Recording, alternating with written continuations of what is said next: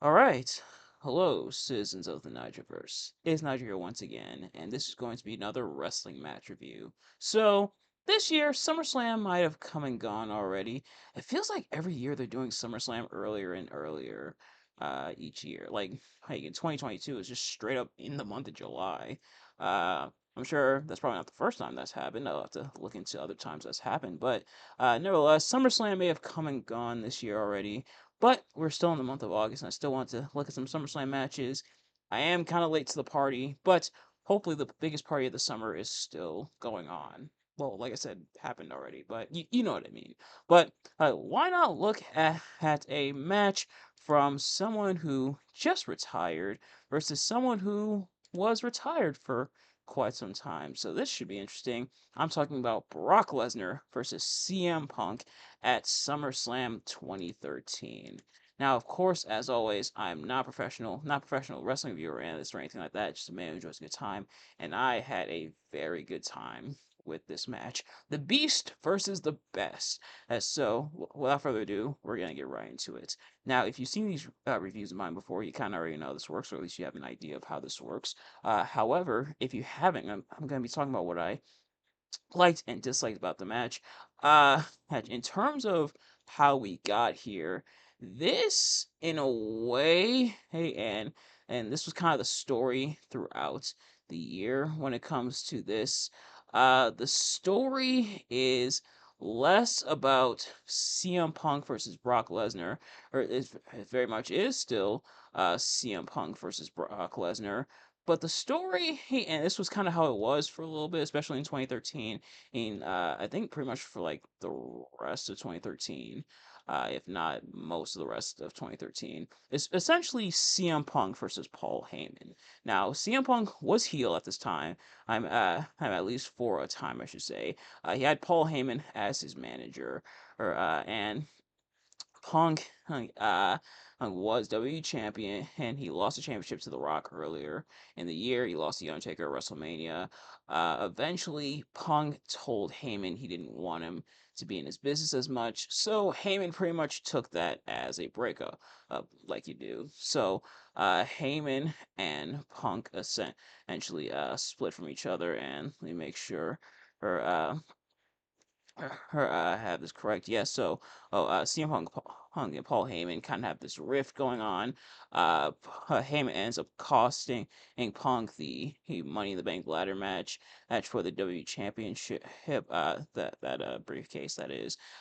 His He ended up costing him that at Money in the Bank, and Heyman is now fully accompanying Brock Lesnar. Well, he was accompanying Brock Lesnar, but now is accompanying Brock Lesnar against CM Punk. And Punk and Lesnar have been going back and forth with each other, and Punk has made a declarative statement. My God, I cannot talk tonight. Punk made a declarative statement. There we go. Oh, kinda. He essentially said that he is not afraid of Brock Lesnar, and Punk has definitely shown that. But will Punk win this match? Well, no. But it was still a really fun match. Starting with what I liked, this match was just a lot of fun. Just a lot of uh, it's a lot of like fun back and forth between the two. Punk not backing down to Brock. That's the big story, is Punk not backing down to Brock, the absorbing a lot of the offense against Brock, and dishing it right back, to, or giving it, I should say, right. I cannot talk tonight. My goodness, it's like, I guess this is what happens why I don't do videos for quite some time. But Punk is giving it right back to Lesnar. So, Punk is taking it, but he's also dishing it out, and same with Brock in a way.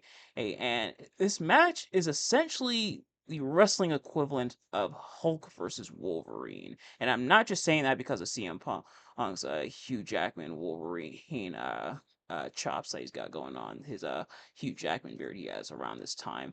This was a weird time for Punk and his facial hair and everything. It was a weird look, but yeah. So Punk essentially is Wolverine going against the big hulking beast that is Brock Lesnar, who just refuses to go down. And that's very much the story throughout the match. Is Lesnar keeps popping back easily able to overpower Punk. Punk does dominate him for quite some time, but Punk keeps coming back. Is still tenacious, and Punk also knocks down Lesnar. Lesnar refuses to go down. Paul Heyman does get involved, which was to be expected. But unfortunately, Punk worrying too much about Heyman and attacking Heyman, even locking him in the Anaconda Vice. That ultimately ends up being his Achilles heel because eventually Brock is able to hit the F5. I've just won, I believe. But just hits the one F5, and that is it for Punk. Now, Brock had tried the F5 throughout the match, but Punk kept finding a way out of it, even managing to lock Brock in the Anaconda Vice. And then also, Lesnar does lock the Kimura on Punk, but Punk quickly escapes, and they put over in a big way. Hey, that very few people, well, if not Punk being the first to actually escape the Coquina Clutch, and it was the spot with Punk having Lesnar in the Anaconda Vice where Heyman first interfered. Punk does end up punching Heyman, of course, or excuse me, and even though this match is no disqualification, it's worth mentioning this match is no disqualification, but there's surprisingly a lot of restraints. Now, what do I mean by that? I mean, it feels like in a lot of like no disqualification matches, there's several weapon spots. You get several chairs and kendo sticks and stuff like that. And there is a chair, but there's a surprising amount of restraint, and pretty much using the no disqualification stipulation to essentially punish and batter each other, as opposed to having 20,000 weapons and everything. And now, me personally, I love both styles, and I feel like people probably would, but like people who like a lot of weapons, like that hardcore style, who would prefer more weapons. But I think them saving the no qualification um essentially stipulation for just using the one chair and Heyman getting his comeuppance, I think is good restraint, and it keeps the action to being Punk versus Brock, like from a physical standpoint of Lesnar pummeling CM Punk and Punk continuing to come back against Lesnar. So I think it's something that could it's something that could backfire, or if it's well done, then it could work. And I think it definitely works in this match, and because the match, in a way, didn't really need a whole lot of weapon.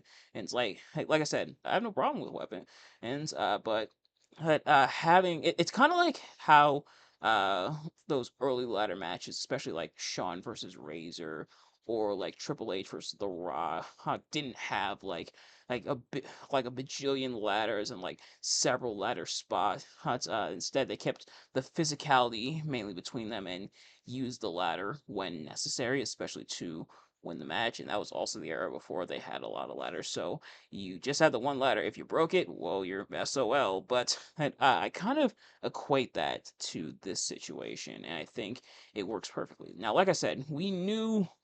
Deep down, we knew Punk probably wasn't winning this match, but I think Punk still looks really good in defeat. He even gets it's the moment where he stands tall after Lesnar and Heyman leave, and Punk kind of gets to his feet. He's cheered by the crowd that plays music and everything.